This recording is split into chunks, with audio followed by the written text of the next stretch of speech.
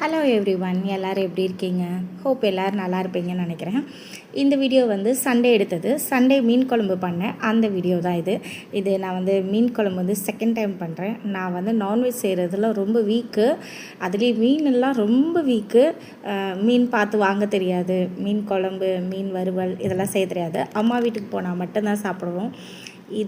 என்னோடய பொண்ணுக்கு ரொம்ப மீன் பிடிக்கும். அவள் ரொம்ப கேட்டதுனால ஒரு 2-3 ஃப்ரெண்ட்ஸ்கிட்ட கேட்டு எங்கே வாங்குறது என்னன்னு கேட்டு வாங்கிட்டு செஞ்சேன். ஸோ அதுக்கு முன்னாடி ஒரு டீ, நம்மளோட ஃபேவரெட் டீ காஃபி குடித்தாதான் அந்த அடுத்த ஒர்க்கே நம்மளால் பார்க்க முடியும். ஸோ நம்மளுக்கு ஒரு டீ மட்டும் போட்டுட்டு ப்ராசஸ் ஸ்டார்ட் பண்ணியாச்சு. ஃபஸ்ட்டு நம்ம ஒரு தேங்காய் பேஸ்ட் ரெடி பண்ணிடணும். தேங்காய், வதக்கின வெங்காயம் எல்லாத்தையும் போட்டு சோம்பு சீரகம் போட்டு ஒரு தேங்காய் பேஸ்ட் ரெடி பண்ணிட்டேன். அதுக்கப்புறமேட்டு நான் மண் சட்டியில் பண்ணுறேன். நல்லெண்ணெய் தான் ஊற்றுறேன். நல்லெண்ணெய் ஒரு 3 டேபிள் ஸ்பூன் எடுத்துக்கோங்க. நல்லா தாராளமாக ஒரு 3-4 டேபிள் ஸ்பூன் ஊற்றிட்டு வெறும் கடுகு, அப்புறம் சோம்பு, வெந்தயம் இது மட்டும் போட்டு நல்லா பொரிஞ்சதுக்கப்புறமேட்டு சின்ன வெங்காயம் போட்டு நல்லா ஒரு வதக்கிடுங்க. வெங்காயம் ஓரளவுக்கு வெந்து ப்ரௌனிஷாக வரப்போ தக்காளி, கருவேப்பிலை போட்டு நல்லா வதக்கிட்டேன்.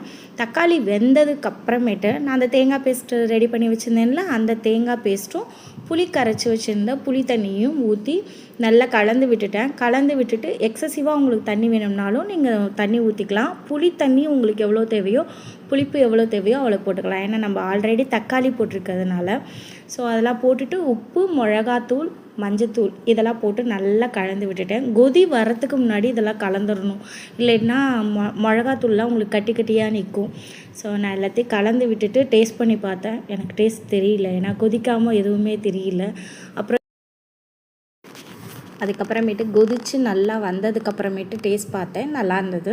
உப்பு, மிளகாத்தூள் மட்டும் போதுமா, புளிப்பெல்லாம் போதுமான்னு பார்த்துட்டு மீன் எடுத்து அதில் குழம்புல போட்டாச்சு. போட்டு ஒரு 15 மினிட்ஸ் மூடி வச்சிட்டேன். மீனை போட்டுட்டு ஸ்லோவில் வச்சு, ஃபாஸ்ட்டில் கிடையாது, ஸ்லோவில் வச்சு மூடி வச்சுட்டு பார்த்தேன். சூப்பராக இருந்தது மீன் குழம்பு. நல்லா வெந்திருந்தது மீனும். அதுக்கப்புறமேட்டு ஆஃப் பண்ணிவிட்டு மூடி வச்சாச்சு. பிடிச்சிருந்தா லைக் பண்ணுங்கள், ஷேர் பண்ணுங்கள், சப்ஸ்கிரைப் பண்ணுங்கள். தேங்க்யூ.